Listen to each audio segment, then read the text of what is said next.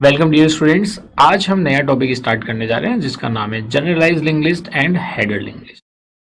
इस टॉपिक को कंप्लीट करने के बाद हम ये 2 डिफरेंट लर्निंग आउटकम्स यहाँ पे अचीव करेंगे। In the first learning outcome you will be able to recall the concept of generalise link list.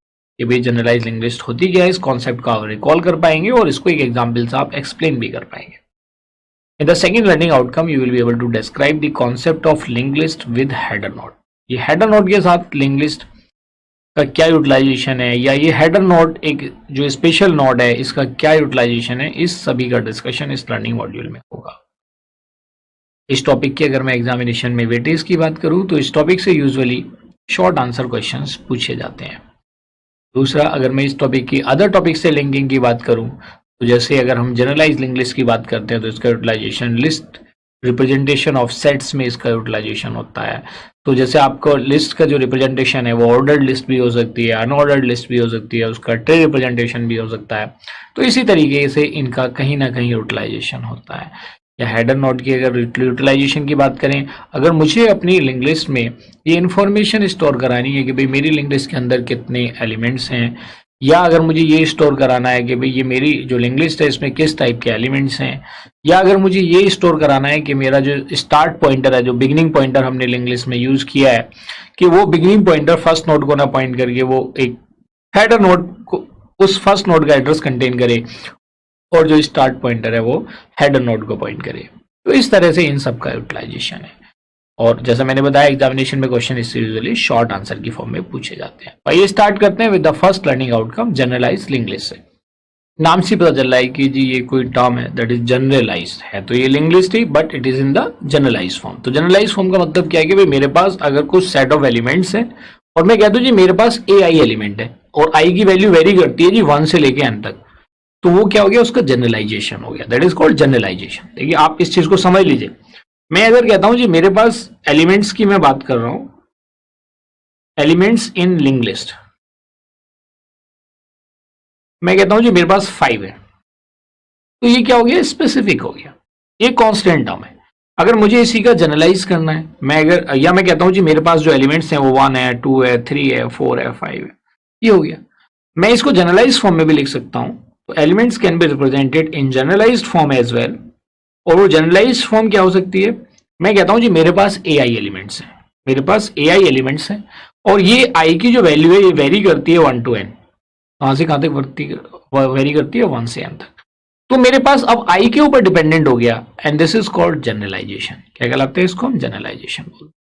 तो आइए अगर एग्जामिनेशन में आता है लिखने के लिए, बस देखिए लिंक लिस्ट तो आप जानते हैं कलेक्शन ऑफ नोड है, वैसी सेम सिचुएशन यहाँ पे भी रहेगी, लेकिन ये जो रिप्रेजेंटेशन है जनरलाइज फॉर्म में, ये आपने क्या देखा कि भाई ये कोई सेट हो सकता है, भाई सेट विद 1 एलिमेंट हो सकता है, सेट विद 5 एलिमेंट्स हो सकता है, and set with n elements हो सकता है। This is the set with n elements. आप समझ रहे हैं। तो अब इन सेट को अगर मुझे लिंक लिस्ट की फॉर्म में रिप्रेजेंट करना है तो मैं कैसे करूंगा, दिस इज आवर ऑब्जेक्टिव, और वही यहाँ पे हमें समझना है। और जो शॉर्ट फॉर्म में एग्जामिनेशन में क्वेश्चन आता है उसको आपको वैसे ही रिप्रेजेंट भी करना है। क्लियर, चलिए डेफिनेशन समझते हैं कैसे लिखेंगे। तो generalise link list is a sequence of n greater than equal to 0 elements and represented as, तो जैसे मैंने ऊपर रिप्रेजेंट किया इसको हम एज ए फंक्शन की फॉर्म में रिप्रेजेंट या सेट की फॉर्म में रिप्रेजेंट कर सकते हैं। तो देखिए मैंने यहाँ पे ऊपर जो मैंने रिप्रेजेंटेशन दिया था i is equal to 1 to n, यहाँ पे मैंने 0 से रिप्रेजेंट कर दिया, 0 to n - 1 एलिमेंट हो गया। तो ए में है ए की क्या क्या पॉसिबिलिटी है, भाई हो सकता है उसके अंदर कोई भी वैल्यू ना हो सकता है उसके अंदर एक वैल्यू हो सकता है उसके अंदर मल्टीपल वैल्यूज हो। ये बात आपको यहाँ पे समझ में आ गई। तो आप इसका जो जनरलाइज फॉर्म है you can also write it as A of i, जहाँ पे आई की वैल्यू 0, 1, 2 अप टू n तक है। यही सेम चीज आप यहाँ पे रिप्रेजेंट कर सकते हैं। अगर 0 से शुरू किया है तो लास्ट वाले एलिमेंट की वैल्यू क्या हो जाएगी, n - 1। हम इसको ऐसे भी रिप्रेजेंट कर सकते हैं। Generalise link list is a sequence of n greater than equal to 0 elements and represented as this one. और अगर मैं कहता हूं जी मेरा जो ai है वो लिस्ट है, लिस्ट मतलब सबसेट, तो उसको हम क्या बोलेंगे, दिस इज कॉल्ड सब लिस्ट। तो if ai is a list then it is called sublist, then it is called sublist। क्या कहेंगे इसको हम, सब लिस्ट। तो देखिए जनरलाइज लिंक लिस्ट की अगर डेफिनेशन आती है तो ये आप 2 डिफरेंट स्टेप्स की फॉर्म में इसको रिप्रेजेंट करेंगे। आई होप कि ये चीज आपको क्लियर है। अब बात आती है कि जो ए सेट है ये नल भी हो सकता है, ये एटॉमिक एक सिंगल वैल्यू भी हो सकती है, ग्रुप ऑफ वैल्यूज भी हो सकती है। ये बात आपको समझ में आ गई। अगर ग्रुप ऑफ वैल्यूज है तो उसको आप कैसे रिप्रेजेंट करेंगे, आइए देखते हैं। A list may be represented with the help of parenthesized enumeration of its element separated by comma। तो ये की पॉइंट है। अब वो की पॉइंट है और इसमें कैसे सेपरेटेड है with the help of comma, तो कैसे रिप्रेजेंट करेंगे आइए समझते हैं। तो देखिए a इज इक्वल टू 1, तो इसकी लेंथ कितनी हो जाएगी, it is the list with length 3, with length 3। तो देखिए ये जो ब्रैकेट वाली चीज है इसको हम सिंगल काउंट करेंगे, it will be counted as 1 single length. तो आपने देखा जी इसका 1 हो गया, ये 2 हो गया और ये 3 हो गया। So this is the list with length 3। Similarly हम इसकी रिकर्सिव डेफिनेशन भी दे सकते हैं। तो रिकर्सिव डेफिनेशन में हम क्या लिख सकते हैं, सिर्फ मैंने लिखा a is equal to a comma a।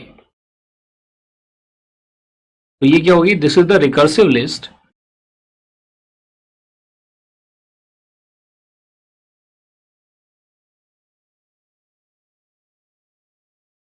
ये रिकर्सिव लिस्ट होगी ऑफ लेंथ 2, ठीक है। लेकिन ये जो रिकर्सिव लिस्ट यहाँ पे तो हमने देखा कि इसकी लेंथ 2 है।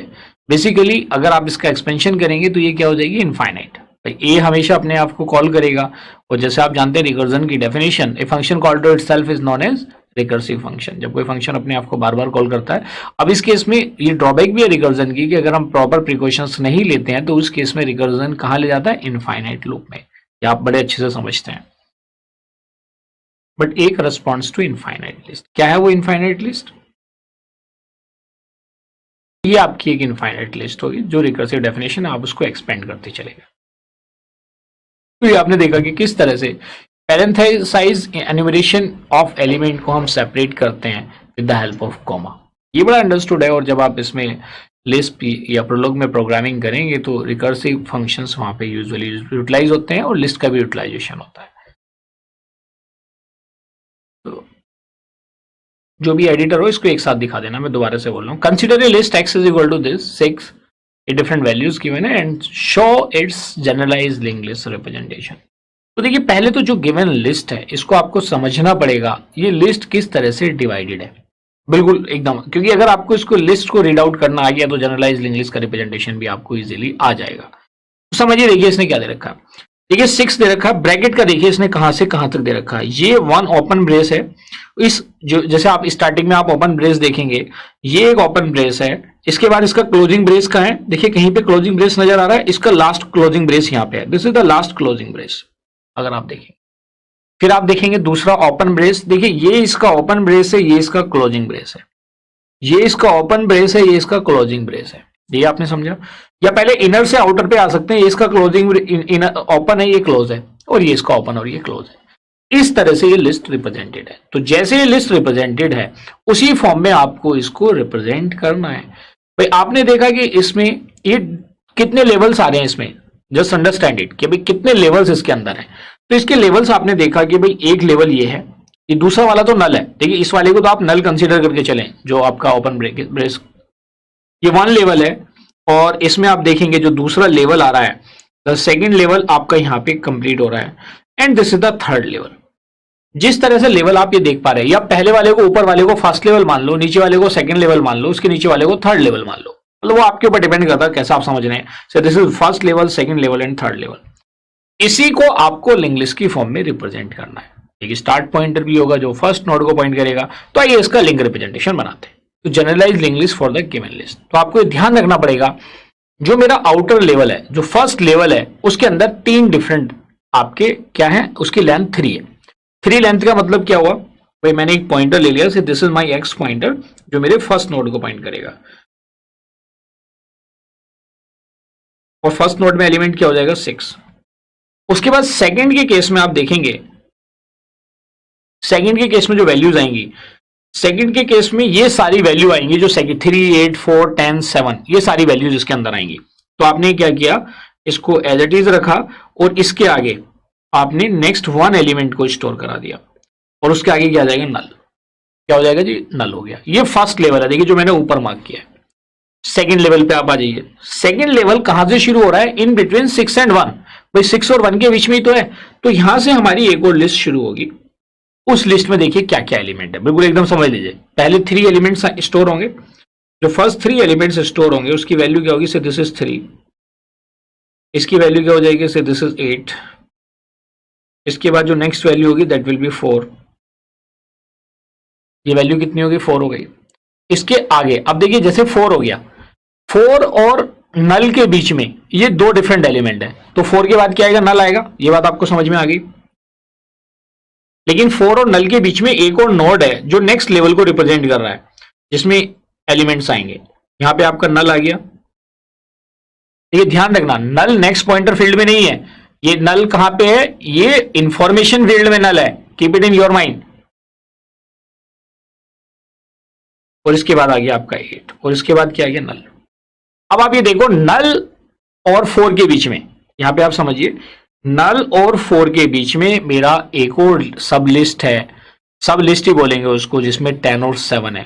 तो 4 और नल के बीच में आपका एक और लेवल आ जाएगा जिसमें 10 और 7 स्टोर होंगे। क्या स्टोर होंगे, से दिस इज 10 और ये कितना हो गया, 7, ये भी क्या हो गया, नल। तो इस तरह से आपने देखा कि भाई ये मेरा जनरलाइज्ड लिंक लिस्ट रिप्रेजेंटेशन है। आई होप कि ये चीज आपको समझ में आ गई होगी कि जनरलाइज्ड लिंक लिस्ट का रिप्रेजेंटेशन कैसे वर्क करता है, मुझे पूरी उम्मीद है। तो आप इसमें अगर आपसे कहे कि भाई जनरलाइज्ड लिंक लिस्ट में लेवल 1 पे कौन कौन से एलिमेंट होंगे, लेवल 2 पे कौन कौन से एलिमेंट्स होंगे, लेवल 3 पे कौन कौन से होंगे, तो आप लिंक लिस्ट को देख के बता सकते हो। इवन आप जो गिवन लिस्ट है उसको देख के भी बता सकते हो। ये चीज क्लियर है। चलिए, तो आप इसके अगर लेवल की बात करें तो आपका लेवल 1 पे कौन कौन से एलिमेंट्स हैं, लेवल 1 एलिमेंट्स कौन कौन से हो जाएंगे, 6 एंड 1। फिर आप देखेंगे लेवल 2, लेवल 2 में कौन कौन से एलिमेंट्स हैं, 3, 8, 4 एंड अगेन 8। मुझे लगता है कि अगेन हमारे पास एक और 8 ही एलिमेंट है। Yes, this is also 8। फिर मैं कहता हूं जी हमारे पास लेवल 3 में कौन कौन से एलिमेंट्स हैं, तो लेवल 3 में कौन कौन से एलिमेंट है, 10 एंड 7। तो this is the generalised link and मुझे पूरी उम्मीद है कि कॉन्सेप्ट आपको समझ में आ गया। तो इस तरह से जो हमारा फर्स्ट लर्निंग आउटकम था वो हमने यहां पे अचीव कर लिया। तो बस आपको इस चीज का ध्यान रखना है कि ये जो हमारा फर्स्ट लर्निंग आउटकम था जिसको हमने यहाँ पे कंप्लीट किया है कि भाई जनरलाइज्ड लिंक लिस्ट एक जो सेट के एलिमेंट्स हैं, जो सेट के एलिमेंट्स हैं उसका एक जनरलाइज्ड रिप्रेजेंटेशन है। लिस्ट में, लिस्ट के अंदर सब लिस्ट भी हो सकती है, मतलब अगर कुछ ग्रुप ऑफ एलिमेंट्स हैं, जैसे सेट और सबसेट का कॉन्सेप्ट होता है, तो उस सबसेट को हम as a single element consider करेंगे जो कि नेक्स्ट लेवल पे वर्क करेगा, जो आपने इस रिप्रेजेंटेशन में देखा। यही की पॉइंट है इस चीज को समझने की। Let us have a knowledge check.